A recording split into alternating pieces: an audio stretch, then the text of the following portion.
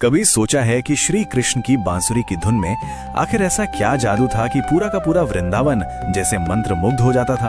देखिए, ये सिर्फ एक म्यूजिकल इंस्ट्रूमेंट से कहीं बढ़कर है। तो आज हम इसी दिव्य बांसुरी में छिपे गहरे आध्यात्मिक रहस्यों को समझने की कोशिश करेंगे, जो हमारे जीवन के लिए एक बहुत ही शक्तिशाली गाइड बन सकती है। जरा कल्पना कीजिए, एक ऐसी धुन जिसे सुनकर चढ़ती हुई गायें भी रुक जाएं, चहचहाते पक्षी एकदम शांत हो जाएं और यहाँ तक कि बहती हुई नदियां भी थमसी जाएं।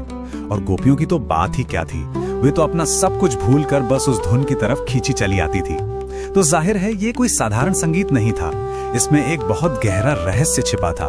तो आइए मिलकर इस रहस्य की परतों को खोलते हैं। इस रहस्य को समझने का जो पहला सुराग है ना, वो हमें कहीं और नहीं बल्कि खुद बांसुरी की बनावट में ही मिलता है। ये एक बहुत ही सरल लेकिन उतनी ही गहरी सच्चाई है। एक बांसुरी वो मधुर संगीत तभी बना सकती है जब वो अंदर से पूरी तरह खोखली हो, एकदम खाली। सोचिए, अगर उसमें एक छोटा सा कंकड़ भी भर दिया जाए तो उसकी सारी मधुरता खत्म हो जाएगी। और यही खोखलापन, यही खालीपन मानव मन के लिए एक जबरदस्त प्रतीक है। ठीक एक बांसुरी की तरह ही, जब तक हमारा मन अहंकार, स्वार्थ और दुनिया भर की इच्छाओं के कचरे से भरा रहता है, तब तक उसमें परमात्मा का वो दिव्य संगीत बज ही नहीं सकता।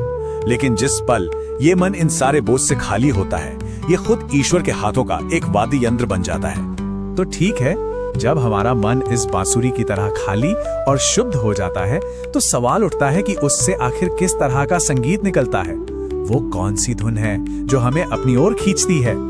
देखिए, कृष्ण के बांसुरी से निकलने वाली जो ध्वनि थी, वो कोई आम संगीत नहीं था।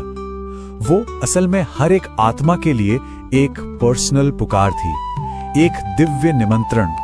गोपियों को तो ऐसा महसूस होता था मानो खुद परमात्मा उनका नाम लेकर उन्हें अपनी ओर बुला रहे हों। ये एक ऐसी पुकार थी जिसे अनसुना करना लगभग नामुमकिन था। और सच तो ये है कि वो दिव्य पुकार आज भी गूंज रही है।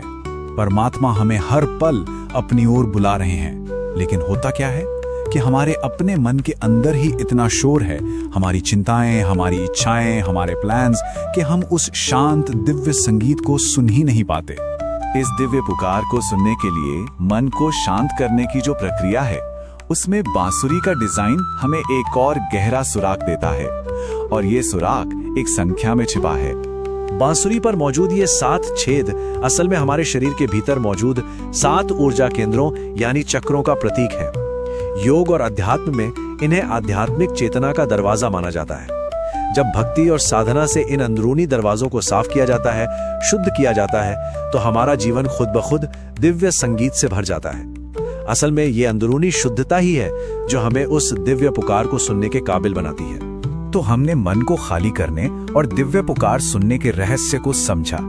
लेकिन एक आखिरी और शायद सबसे शक्तिशाली तत्व है जो उस संगीत को इतना जादुई बना देता था। और वो तत्व है दिव्य प्रेम। कृष्ण की बांसुरी से निकलने वाली ऊर्जा केवल साउंड वेव्स नहीं थी, बल्कि ये तो कृष्ण का शुद्ध निस्वार्थ प्रेम था जो संगीत के रूप में बह रहा था। कृष्ण तो खुद प्रेम के साक्षात स्वरूप है, और यही प्रेम उस संगीत के जरिए हर प्राणी के दिल को सीधे छू लेता था। तो जब हम इन सभी सुरागों को एक साथ जोड़ते हैं, शून्यता, दिव्य पुकार और निस्वार्थ प्रेम, तो हमें क्या मिलता है? हमें मिलती है आत्मशुद्धि और आध्यात्मिक जागृति के लिए एक बिल्कुल स्पष्ट गाइड। कृष्ण की बांसुरी हमें 3 सरल लेकिन बहुत गहरे कदम सिखाती है। पहला, एक बांसुरी की तरह खाली बनो, यानी अपने मन को अहंकार और फालतू की इच्छाओं से मुक्त करो।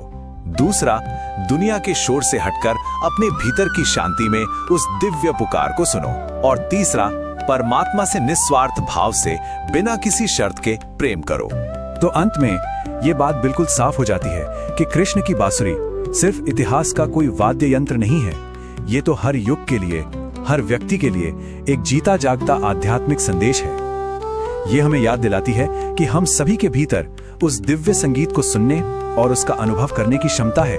बस हमें खुद को उस संगीत का माध्यम बनने देना है। ये संदेश जितना प्राचीन है, उतना ही आज हमारे लिए भी प्रासंगिक है।